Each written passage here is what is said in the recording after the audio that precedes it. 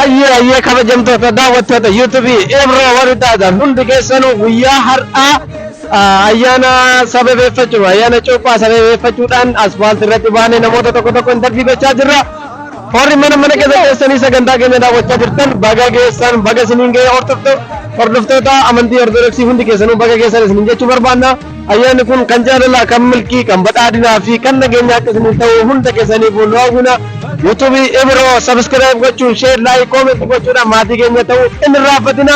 Ayyaana gaarii isiniif haa ta'u sagantaa guyyaa boruullee akkanumatti karaarra deemnee isin biraa keenya mana keessa teessanii warroonni nu hordofaa jirtan galatooma isin jaalannaa ayyaana gaarii.